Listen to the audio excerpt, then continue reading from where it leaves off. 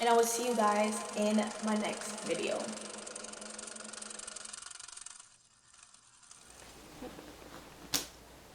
Guys, it's been way too long. I'm gonna get right into this video and give you guys all the tea as to why I have not uploaded a video in years, which is ridiculous, but you know, life and people really would have you contorted. Hi guys, welcome back to my channel, my main channel, my #1 channel, my OG channel, hair channel, which is weird for me to say after all these time, but if you're watching this video, I'm just grateful and thankful for you. Today, we're gonna talk about why I essentially disappeared for so dang long, and it's gonna get real honest and maybe a little shady, respectfully, but I'm excited to make this video and just move on to what I have in store for the year. So let's get right into this video. Okay, so we're gonna start back in college, and we're not gonna spend too much time on this because my negative experiences is not the most important part of my story, and I want to focus on that, and I want to encourage you guys to focus on that. So we're in college. I have been uploading videos for a little bit of time. The videos that I uploaded in college were probably my most popular videos and are my most popular videos up to date. Now, when I talk about my negative experiences and what led to me disappearing was mostly the environment that I experienced at school.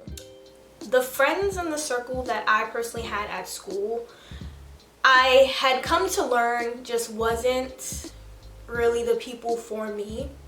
They weren't people that I think genuinely cared about me, and they showed it in ways of how they treated me and how they went out their way to let me know certain things. And I'm gonna just give one example because we're not gonna get into this.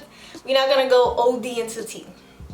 But for example, like a group of my friends had hung out together, and one person who was supposed to be the closest person to me at that time came to me later that day telling me how they purposely didn't invite me and that they hung out, had a good time, and didn't want me there.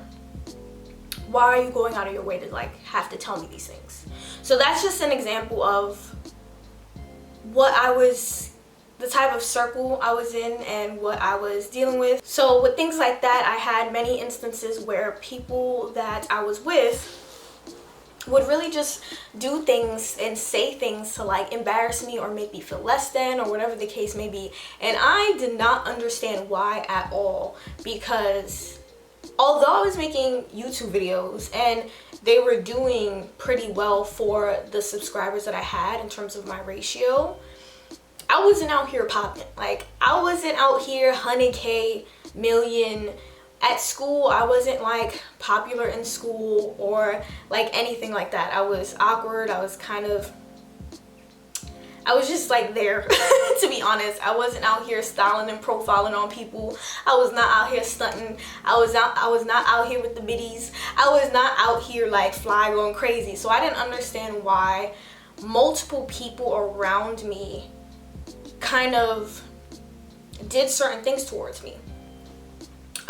So as a result of those experiences, I kind of wanted to hide more and more and more and more, because the people that were supposed to be my closest or best friends were treating me essentially just like shit. And it's not really like to judge them as a person, but just to simply address their actions. Their actions towards me just weren't the best actions. They were hurtful actions. They were actions that felt malicious and actions that came very just like I don't know, it came off a little jealous, a little envious. And for me, being that I wasn't out here going crazy, I didn't understand why anyone would act that way towards me out of, you know, those kind of negative feelings. So essentially, just because of the treatment that I allowed, the treatment that I wasn't aware of, as a result of the type of friendships that I had in school and other things at home and whatnot, I was severely depressed during my college times and when I was making videos, and I got even more depressed after I graduated. But it was really tough to continue to show up when people did actions towards you to continue to push you down, as if your light or whatever I was doing really bothered them. You know, people that just seem like bothered by you, like that's what it was giving. It would just feel like just me existing, just me doing something was bothersome, or was either watched intensely or heavily judged. And I'm gonna give you one thing that happened to me in terms of that whole watching thing. So in college, I was a part of a dance group. So we would meet in the dance room. It had a bunch of mirrors. You know how dance rooms look. You have the mirrors, you have the bar and all that stuff. So you go in. This was winter time. Everyone's taking off their jackets. They're getting ready to start warming up and whatnot. I take off my jacket. I go to my spot. I'm kind of warming up in front of the mirror.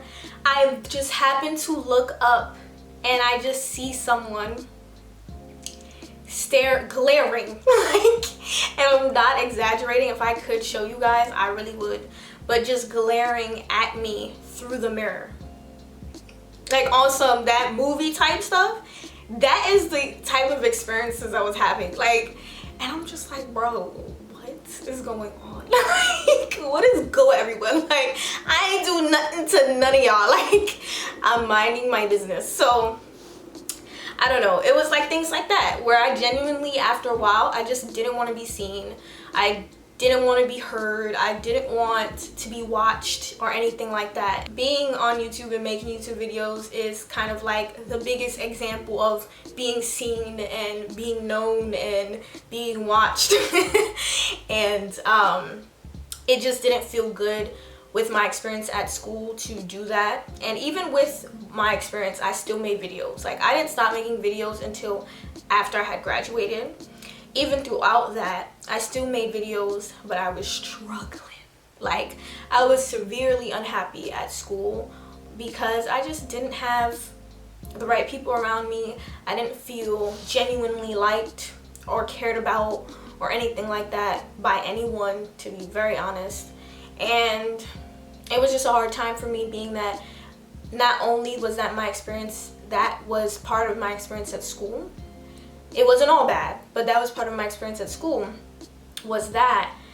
But then also just having other issues that I had at home, and just being a human being and having my own personal issues and insecurities and traumas. It was just like, bro, y'all got to, like, I can't be dealing with all this. This is too much. Then when it came to hair videos, it was just like, I care about hair, but not enough to have a whole hair channel. And, you know, just having identity issues related to hair as well, when the only real compliments that you get are how beautiful your hair is, when there's so much more to you than your hair. And the fact that, like, I'm not a hair expert. I do my hair and I show you when I do it, but I just felt like with a hair channel and trying to make more and new content, like, I had to just research hair and make sure that I don't say anything that, you know, doesn't make sense, or, you know, you don't want to mislead people when it comes to the health of their hair. Like, see, like, no, Angelique not trying to do all that. Like, I don't care. I just do my hair and I show you, and that's what it's gonna be. Like, I'm not going any further than that. That's essentially what led eventually to me disappearing. I just had this issue or this complex after a while of how everyone was perceiving me, making sure, like, if I do this, am I gonna have someone come and then tell me, ooh, that, you know, just the type of treatment that I received, it was like, I'd rather just not do anything. And that is a natural response for me and my personality, but it's not the best response. However, it definitely needed to happen because my time of being away led me to working on myself. It led me to dive into personal growth and all this stuff. And then from there, I worked on just healing through like therapy and all that, which I'm still in, by the way. And I'm just very grateful because I can go on and on about that, but that's my experience as to why I disappeared is important, but it's not more important than who I am now and how I am gonna move forward. I've grown in who I am, and I've learned that despite what people are saying and doing, that I am not gonna hide, I'm not gonna dim my light to make anyone feel less insecure, to feed into anyone's ego, or whatever the case may be, okay? So that is the very short, easy breezy version of why I disappeared. I don't feel like a victim anymore. I used to feel so much like a victim and just like, why me and all that kind of stuff. I used to have a lot of just frustration and annoyance. Like what is the reason? Like, hop off me. Like, I used to just be like, leave me alone. But I really just don't. Now that those people are no longer in my life and I've worked on myself, and I'm still working on myself, and I just feel better about myself overall, I do have a different perspective about myself and how I show up in the world. It's important to be as aware of yourself as you are aware of the other people around you. I feel like we judge, and I feel like we chalk so much up to people just being haters and jealous and all that, but honestly, we don't really know. And I don't really know what happened to, or what was going on to the people who mistreated me. I don't care to know, but I also don't care to judge them as a person like they have me. I don't care to bully them like they have me. I don't care to talk down on them like they have towards me, because that's just not who I am. And it's just more so like, it's also important to realize like, what about me and how I showed up in the world just allowed and encouraged people to treat me in that way. And essentially, in many ways, I did allow it, whether I was aware of it or not. And you know, that is something for me to realize and acknowledge without being hard on myself. So just don't be hard on yourself for the experiences that you may have had that you are either embarrassed of or just annoyed by now. And also, one thing that I want to point out is one of the people that I no longer interact with, they had emailed me, and we hadn't interacted in a really long time. And one thing that they emailed me that stood out to me was this term that they use. I'm gonna put it up because I don't remember exactly what it was. I think it was ravenous anger or something like that. But basically, it said they just had this intense, almost hungry anger